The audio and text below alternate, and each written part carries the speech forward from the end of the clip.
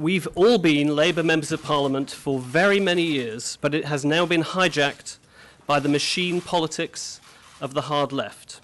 It's finally happened. The Labour split we've heard about forever has finally arrived. 7 Labour MPs are no longer Labour MPs. The party they owe their entire political lives, their national platforms, their media connections, their parliamentary salaries to, they have left. We're going to hear a lot about this term centre ground in the coming days. But they're not the centre ground. This isn't a centrist party, because if you look at public opinion, the real centre ground, the policies that millions of people support, are public ownership of utilities, higher taxes on the rich, getting rid of rip-off tuition fees, and ending austerity. And yet, this motley group are on record opposing these policies, whether it be Angela Smith, who campaigns in the Murdoch press for the privatisation of the water industry, somebody who voted against making expenses details public and who herself was an expense cheat.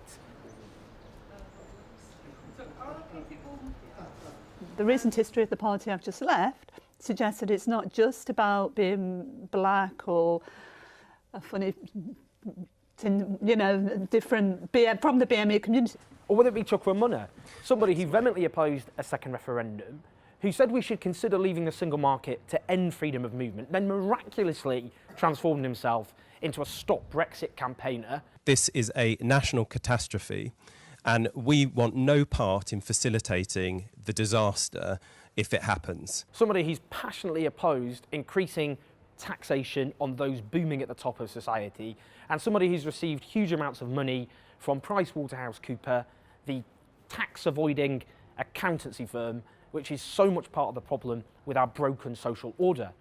Whether it be Chris Leslie, who has railed against Labour's anti-austerity politics. But the Labour Party we joined, that we campaigned for and believed in, is no longer today's Labour Party. Or whether it be Gavin Shuker, somebody who threatened to resign under Ed Miliband if supporting equal marriage was made official party policy and then abstained over it.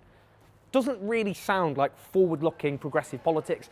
It is basically a Blairite tribute act, going back to the 1990s in the world before the financial crash, before the mass housing crisis, the stagnating and falling wages, and the fact that younger people are going to face a worse lot in life than their parents.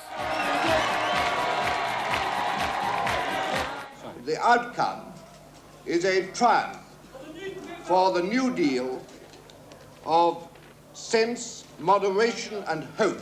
Now, this new breakaway makes the SDP, which split from Labour in the early 80s, look like political titans. They had national figures who were household names, who had their own clear, coherent set of ideas.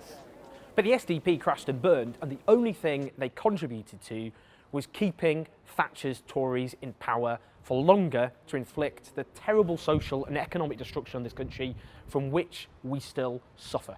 The very best that this crew can hope for is to split the anti-Tory vote, particularly in key marginal seats that Labour needs to win or to keep control of in order to win a general election, ensuring that a Conservative Party with the likes of Jacob Rees-Mogg and Boris Johnson all in the ascendancy continues to stay in power and inflict, well, massive amounts of misery on millions of people. All of these MPs support a second referendum on Brexit because they argue the facts have changed and therefore people should have the right to have another say. Well, these 7 were elected less than 2 years ago as Labour MPs on the Labour manifesto, which called for increasing taxes on the rich, ending austerity, public ownership, scrapping tuition fees, and so on. Almost all of them had massively increased majorities because of that manifesto. Surely, if they have basic decency and integrity and honesty, they should all resign, call by-elections, have the courage of their convictions, and stand on their own politics again in their own constituencies. But I want to hear your thoughts. Maybe some of you think this will be a thriving success, and I will be proven wrong despite all the historical precedents.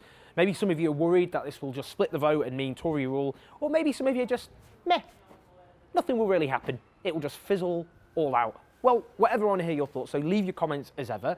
We've got loads of interviews coming up. Maybe I'll try and interview one of them. Ooh, that could be interesting. Do send your suggestions. As ever, subscribe. I'll see you next time.